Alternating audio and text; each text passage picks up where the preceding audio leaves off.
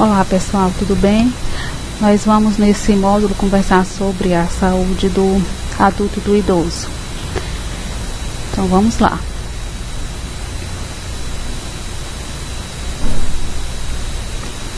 A longevidade, ela é sem dúvida um triunfo. Há, no entanto, importantes diferenças entre os países desenvolvidos e os países em desenvolvimento, né?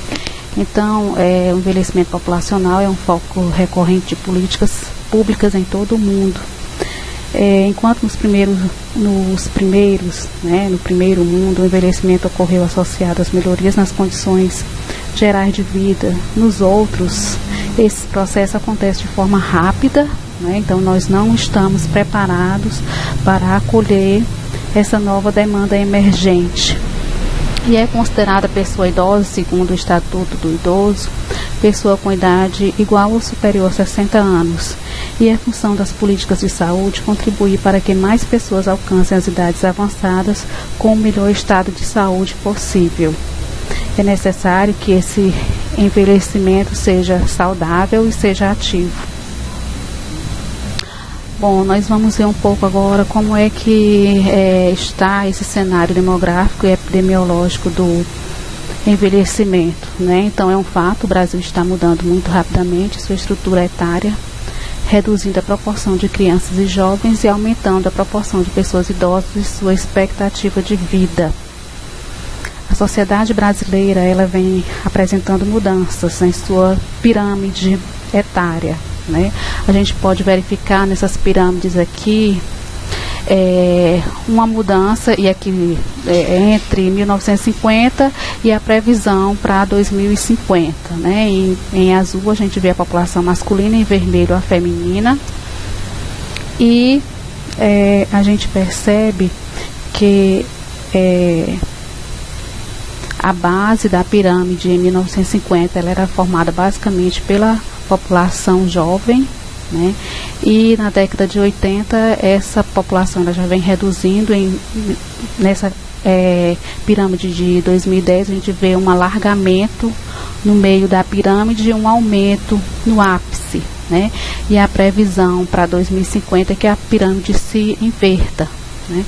O ápice seja composto por população idosa e que a base de população jovem, né? Então, a estimativa da Organização Mundial da Saúde aponta que de 1950 a 2025 a quantidade de idosos no país aumentará 15 vezes, já a população total 5, e que o Brasil ocupará o 6º lugar quanto ao contingente de idosos, alcançando em 2025 aproximadamente 32 milhões de pessoas com 60 anos ou mais de idade.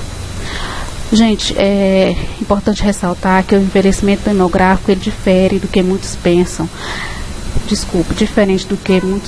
não está determinado pelo aumento da longevidade e da esperança de vida, e sim pela diminuição do número de nascimentos por mulheres, que é fecundidade. Em resumo, analisando as pirâmides, a gente pode dizer que houve um impacto da diminuição da natalidade e que essa diminuição é maior que a contribuição da mortalidade para o crescimento da população de idosos. Bom, a gente pode, observando aqui esse esse gráfico da transição epidemiológica, né? Esse gráfico ele está no plano de ações de estratégias para o enfrentamento das doenças crônicas não transmissíveis. É um plano nacional, né? Ele é datado de 2011. Então ele mostra que a mortalidade por alguns grupos de causa, né?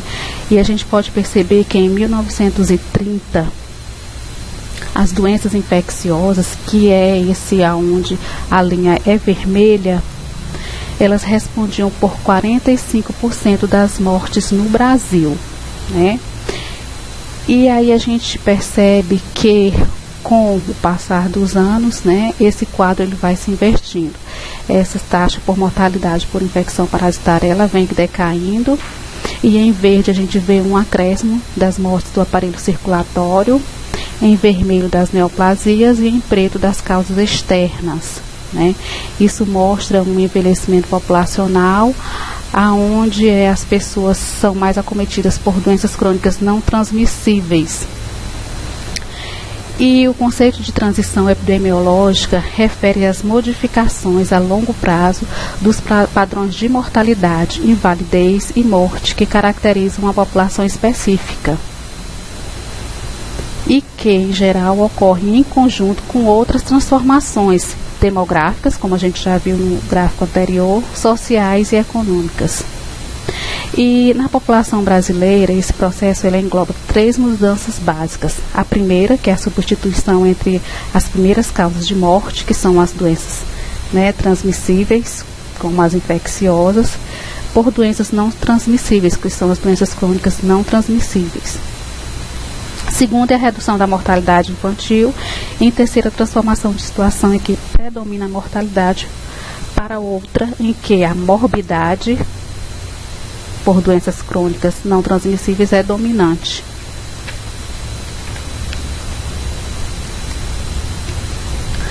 Então, esse gráfico aqui, ele mostra a proporção de pessoas com 60 anos e mais, né, de 1950 até 2010. E em vermelho, a gente vê essa proporção no mundo, nos países mais desenvolvidos, em azul no mundo, em verde menos desenvolvidos e em roxo os mais atrasados. E aqui a gente se enxerga, né, como um dos países menos desenvolvido, né? Nós estamos aqui no verdezinho, essa proporção de pessoas com 60 anos e mais. Dizer que o aumento da proporção de idosos é uma tendência mundial, né? A gente percebe aqui na listazinha azul, onde fala do mundo, e os países considerados mais avançados aumentam de 30% a mais de 60% entre 1950 e 2010. Isso quer dizer que nesse grupo de países, 62, vejam bem, 62 de cada 100 pessoas eram idosos em 2010. E como é que se encontra essa população idosa no Brasil, né? Então, a estimativa da Organização Mundial da Saúde aponta que de 1950 a 2025 a quantidade de idosos no país aumentará 15 vezes. Já a população total só aumentará 5 vezes, né? E que o Brasil ocupará o 6º lugar quanto ao contingente de idosos alcançado em 2025, aproximadamente 32 milhões de pessoas com 60 anos ou mais de idade. E eu faço aqui uma reflexão. Nós, enquanto sociedade, enquanto Estado, enquanto família, estamos preparados para receber essa nova população? Bom, aqui eu trago uma pirâmide com a caracterização dessa população idosa, né, que corresponde a 23 milhões, 11,8% total da população, com expectativa de vida de 74 anos, 77,7 para as mulheres e 70,6 dos homens, e a gente já viu lá no módulo da saúde do homem que realmente os homens eles vivem menos do que as mulheres. E desse contingente, 24 mil são centenários, né? E no topo da pirâmide a gente vê que corresponde a 25%, uma das mais, 25%, uma ou mais incapacidades, né? Em AVDs ou AVIDs básicas. E o que são essas AVDs? São atividades da vida diária, né, que são aquelas atividades relacionadas ao autocuidado, como, por exemplo, alimentar-se, banhar-se, vestir-se, mobilizar-se, deambular, ir ao banheiro e manter o controle sobre as suas necessidades fisiológicas. Ou AIVDs básicas, que são aquelas atividades instrumentais da vida diária. Que atividades são essas? São as relacionadas à participação do idoso em seu entorno social, e indicam a capacidade de um indivíduo em levar uma vida independente. Como, por exemplo, podemos citar a utilização do meio de transporte, a manipulação de alimentos, a realização de compras, a realização de tarefas domésticas leves ou pesadas, a utilização do telefone, preparação de refeições e cuidar das próprias finanças, né? Desses 25%, 1% estão nas instituições de longa permanência para idosos, e a LPI é o significado, né, dessas instituições de longa permanência para idosos. Hoje não se usa mais a terminologia de abrigo, de asilo, não, é instituição de longa permanência para pessoas idosas, e 4% são acamados. 75% são considerados independentes para o autocuidado. Então, o que é que eu quero dizer com independentes para o autocuidado? Significa que eles são capazes de realizar atividades sem a ajuda de outra pessoa, de um cuidador, né? E desse contingente, 76% fazem uso exclusivo do Sistema Único de Saúde. Bom, o envelhecimento ele pode ser compreendido como um processo natural, né? Existem diferenças nesse envelhecer. O envelhecimento é um processo individual, heterogêneo, condicionado a fatores biológicos, sociais, culturais e históricos que impactam na sociedade como um todo. Então, quando esse processo de envelhecimento é natural, que recorre de uma diminuição progressiva da reserva funcional dos indivíduos, nós chamamos de senescência. E quando isso que é em condições normais, né? Então, quando isso acontece em condição normal, onde não existe nenhum problema. No entanto, em condições de sobrecarga, de doenças e estresse emocional, esse envelhecimento ele pode ser patológico, né? E que requer assistência, e a gente chama isso de senilidade. E algumas particularidades no cuidado das pessoas idosas, né? Maior vulnerabilidade, né? As quedas, as doenças, né? A violência urbana e familiar, as doenças crônicas transmissíveis são as principais causas de morbimortalidade, incapacidade, e entre elas a gente pode citar hipertensão e diabetes. O aumento do uso dos serviços de saúde, né? Qualidade de vida relacionada à capacidade funcional. E o que é essa capacidade funcional?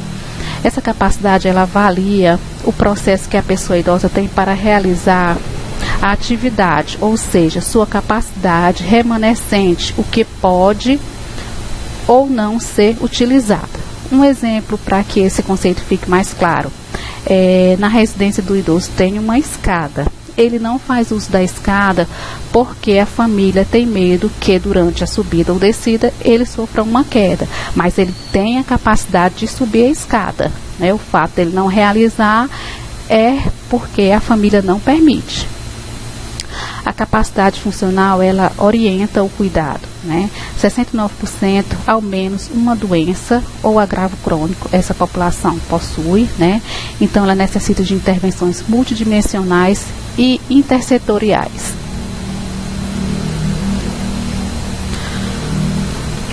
Bom, então vamos falar um pouco do envelhecimento ativo, gente. Em 2002, a Organização Mundial da Saúde, ela publicou orientações sobre o envelhecimento ativo como diretriz para as políticas dirigidas às pessoas idosas. O objetivo é aumentar a expectativa de vida saudável e qualidade de vida para todas as pessoas que estão envelhecendo. Então, isso está diretamente relacionado a políticas públicas que promovam modos de viver mais saudáveis e seguros em todas as etapas de vida, favorecendo a prática de atividade física no cotidiano e no lazer. E aqui eu chamo a atenção para os equipamentos públicos de saúde, né, que existem nos municípios, como as academias de saúde, os NASFs, a prevenção de violência, acesso à alimentação saudável e a redução do consumo de tabaco. Chama atenção também para o tratamento fumante, que é fornecido pelo Sistema Único de Saúde com medicação gratuita para todos os pacientes que participam dos grupos. E isso deve ser levado até a população idosa. Bom, esse gráfico sobre a manutenção da capacidade funcional durante o curso de vida, né? E aqui a gente vê a vida juvenil, vida adulta e a velhice, né? O gráfico mostra a relação entre a capacidade funcional, né, aqui nessa setinha à esquerda, e os ciclos de vida abaixo, né? Juvenil, adulto e velhice. O ser humano, como vocês podem perceber nessa linha vermelha, ele atinge o máximo de sua capacidade funcional por volta de 30 a 40 anos. Entre os 40 e 50 anos, a estabilização, e a partir daí o declínio funcional progressivo, com a perda funcional global de 1% por ano de vida. Tá? Bom, aqui a gente traz alguns marcos legais da política ou de Saúde que ampara o idoso, né? A criação da Política Nacional do Idoso, que ela é de 94, a Política Nacional de Saúde da Pessoa Idosa, que é de 1999, o Plano Internacional para o Envelhecimento, Madrid, 2002, a publicação do Estatuto do Idoso e a aprovação da Portaria 2528/2006, que aprova a Política Nacional de Saúde da Pessoa Idosa. Todos esses documentos, eles estão postados, né, na plataforma. Vocês podem abrir e ler detalhadamente cada um deles. Aqui a gente não vai se deter. Então vamos falar um pouco da Política Nacional da Pessoa Idosa, né? Ela foi instituída pela portaria do gabinete do Ministério, a portaria número 2528 de 2006, e ela busca garantir atenção adequada e digna para a população idosa brasileira. Essa política, gente, ela está em consonância com os princípios e diretrizes do SUS, e ela direciona medidas individuais e coletivas em todos os níveis de atenção à saúde. E ela aponta a atenção básica como porta de entrada para essa população, tendo como referência a rede de serviços especializada de média e alta complexidade. Então, ela tem por finalidade recuperar, manter e promover a autonomia e a independência dos idosos, direcionando medidas coletivas e individuais de saúde para esse fim, em consonância sempre com os princípios e diretrizes do Sistema Único de Saúde. O propósito dessa política é trabalhar dois grandes eixos, tendo como paradigma a capacidade funcional, conceito que a gente já viu anteriormente, da população idosa. Esses dois grandes eixos são os idosos independentes e os idosos frágeis, né? E o que é que a gente pode chamar como de idosos independentes, né? São aqueles idosos que a gente já citou, que realizam todas as suas atividades da vida diária sem o auxílio do cuidador. E os idosos frágeis são aqueles idosos que estão acamados, que estão em instituição de longa permanência, que sofreram quedas recentes, né? Isso tudo buscando um envelhecimento ativo. E esses idosos frágeis ou em situação de fragilidade, eles necessitam de uma atenção especializada, tá? E aqui a gente mostra os acamados, né, os que estão em instituição de longa permanência, os hospitalizados recentemente por qualquer razão, doenças sabiamente causadoras de incapacidade funcional em situação de violência doméstica. Nós sabemos também que a violência ela é praticada em maior grau dentro da família pelos familiares e que muitos idosos eles costumam, não digo encobrir, né, mas eles deixam passar a situação de violência com medo de perder aquele vínculo familiar, né? E lembrando também que todo caso suspeito de violência deve ser notificado, é notificação compulsória. E os idosos maiores de 75 anos. Então, vamos aqui para mais essa pirâmide, onde ela traz a identificação da situação da população idosa, né, e a gente vê a pirâmide de risco funcional e 1%, somente 1%, né, desses idosos vivem nas instituições de longa permanência, 4% acamados, 20% uma ou mais incapacidades em AVDs ou AVIDs básicas, 70% independente. A gente trouxe essa pirâmide mais uma vez para reforçar, né, e que é função da estratégia de saúde da família acolher essa população e que essa população tem como porta de entrada a estratégia de saúde da família.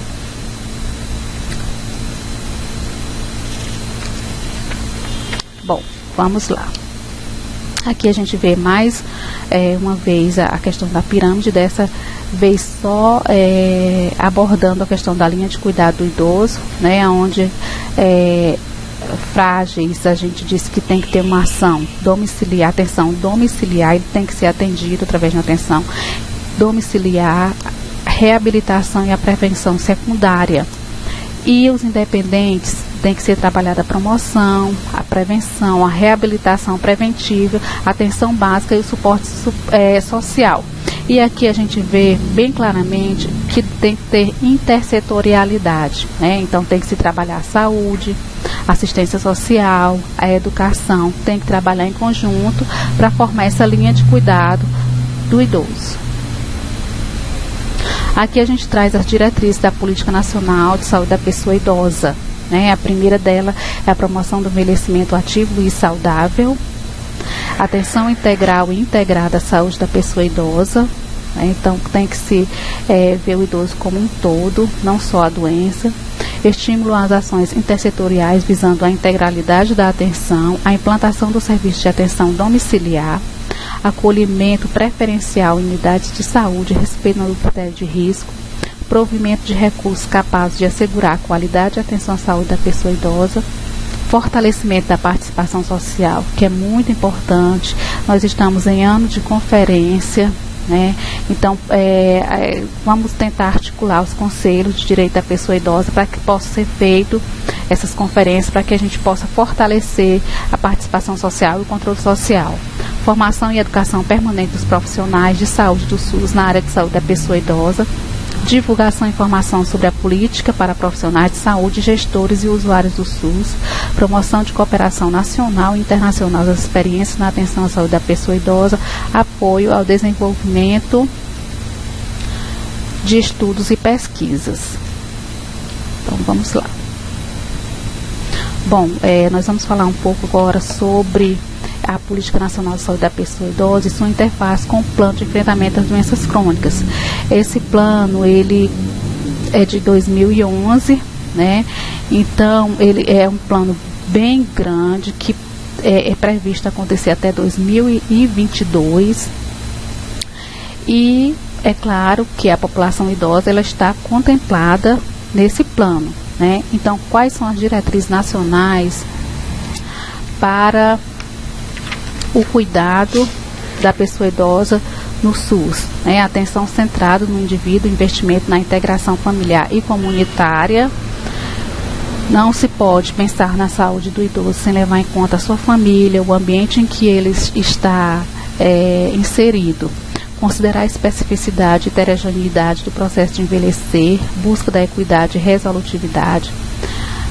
Uma coisa muito importante é em relação ao acesso, ao acolhimento e cuidados humanizados. Uma escuta traduzida em responsabilidades e resolutividade, acionamento de redes internas, externas e multidisciplinares. Bom, isso aqui não é mais do que ser resolutivo, né? Não basta essa pessoa idosa ela ter um acesso ao serviço, se esse acesso não for acolhedor e se também esse serviço não for resolutivo. Modelo focado no perfil de saúde e não no gerenciamento de doenças e o cuidado orientado a partir da funcionalidade global. Articulação intra e intersetorial, né, estabelecendo consenso e definindo responsabilidades compartilhadas. A implantação pactuada nas 3 esferas do SUS, que 3 esferas são essas: federal, estadual e municipal. Cuidado articulado em rede. Hoje não se pode falar em uma atenção de qualidade, acolhedora e humanizada se não se falar em rede, no âmbito de uma região de saúde, de várias delas, com atenção básica, ordenando e coordenando a articulação com demais componentes, como a atenção especializada ambulatorial e a hospitalar. Bom, ainda falando das diretrizes, né, estruturação do sistema estruturação do sistema logístico que permite a articulação entre os pontos de atenção, e esses pontos de atenção a atenção básica, média e a alta complexidade, elas têm que conversar, têm que se articular.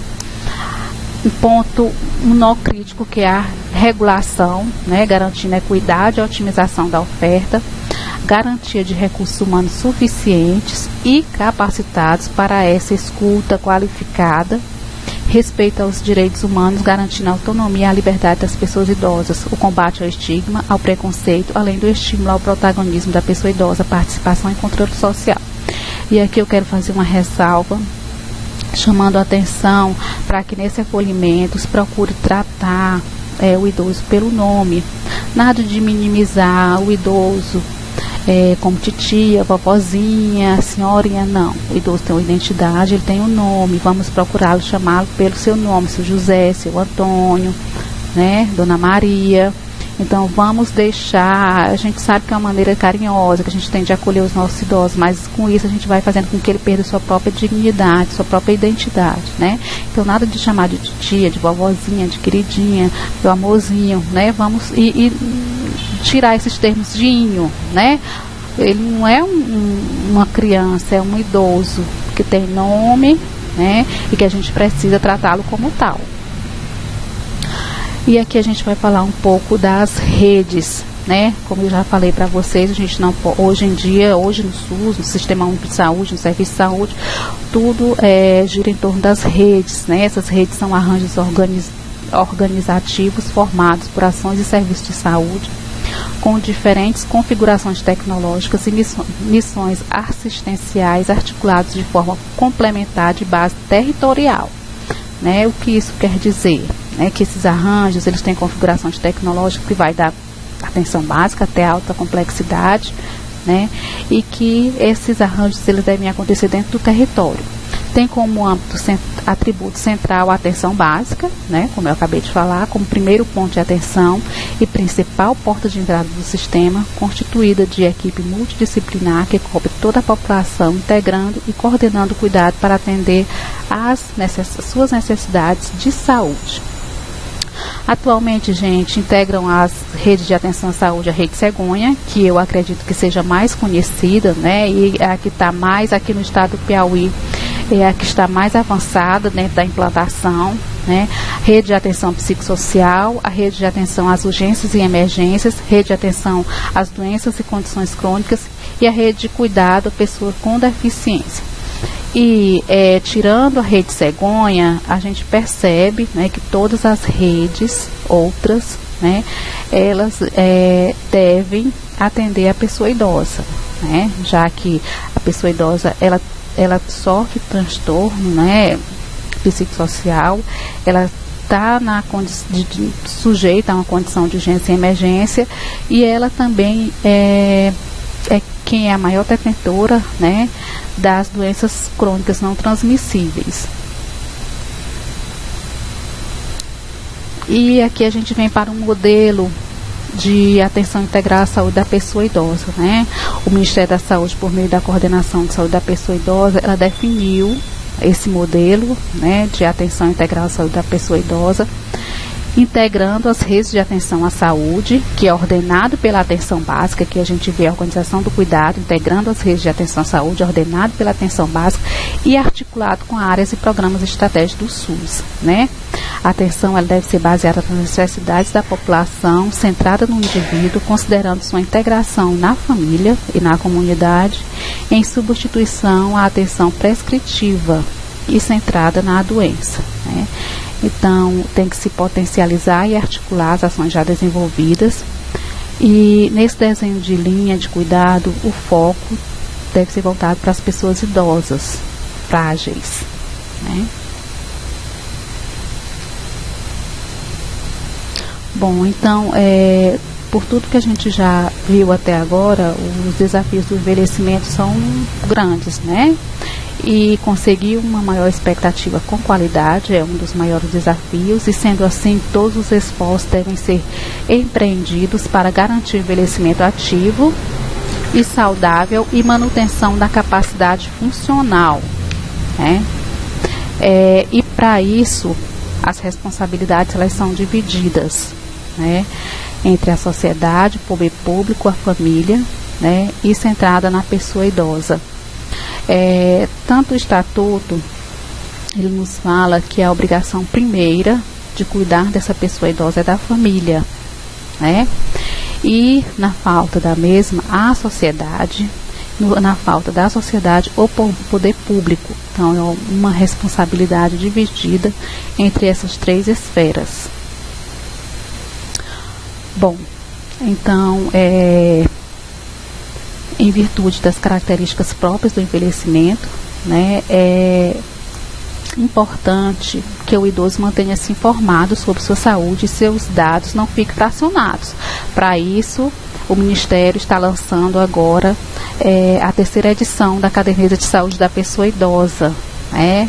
E lembrando que todos os estados têm até essa semana para encaminhar para a área técnica de saúde do idoso um ofício solicitando essas cadernetas, né? Então, essa caderneta, ela está na terceira edição, ela passou um ano sendo revisada, e ela está em concordância com os princípios da Lei nº 12.527/2011, que regulamenta o direito constitucional de acesso dos cidadãos às informações públicas.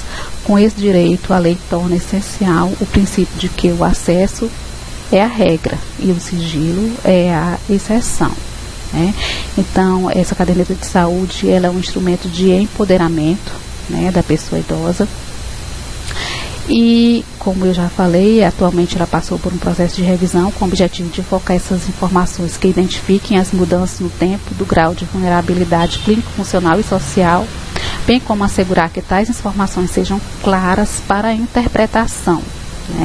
Então, é função de todo profissional de saúde preencher e manter atualizada essa caderneta de saúde.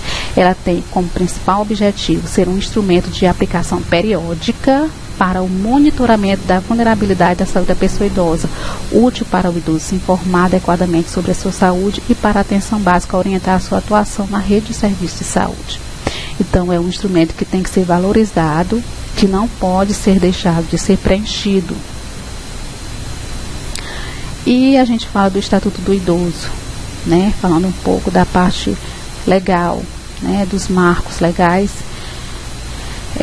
O Estatuto do Idoso, ele, na verdade, é uma conquista, ele entrou em vigor em 1º de janeiro de 2004, e ele é a coroação de esforços do movimento dos idosos, das entidades de defesa dos direitos dos idosos e do Estado, e se constitui o instrumento jurídico formal mais completo para a cidadania da pessoa idosa.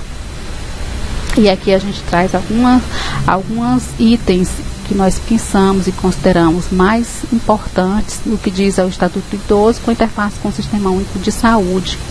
O primeiro item é a atenção preferencial, o atendimento preferencial ao serviço de prevenção, promoção, proteção e recuperação da saúde, especialmente quando se tratar de doenças que mais os afetam. Então, é inadmissível que o sistema de serviço de saúde ele não atenda, não obedeça esse item do Estatuto do Idoso.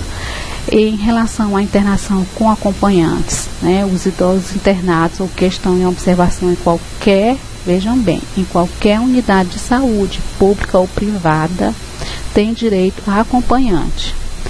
A unidade de saúde tem o dever de proporcionar condições para a permanência do acompanhante em tempo integral, caso o médico assim recomende. Caso a presença do acompanhante não seja permitido, deve-se exigir a entrega de uma justificativa por escrito elaborada pelo médico, fundamentando sua decisão. O serviço de saúde não pode só chegar e dizer que não permite a presença do acompanhante. Ele tem que justificar por que esse idoso não pode ser acompanhado. Se não houver justificativa aceitável, procurar a direção do hospital. E se mesmo assim não houver solução, procure a justiça. E em relação às instituições de longa permanência para idosos, no Estado nós temos 6 instituições de longa permanência para o Estado, ou para a pessoa idosa, desculpe. Temos 4 em Teresina, uma em Picos e outra em Parnaíba.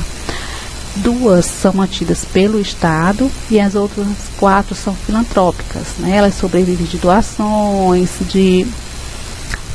e uma prática que é comum, que a gente sabe que vai contra o que está no Estatuto do Idoso, eles são mantidos lá através das suas aposentadorias. Então, as instituições que abrigam idosos são obrigadas a manter padrões de habitação compatíveis com suas necessidades, bem como provê-los com alimentação regular e higiene dispensável às normas sanitárias e com estas condizentes sob as penas de lei, de quem é a competência de fiscalizar as instituições de longa permanência para idosos, a vigilância sanitária dos municípios.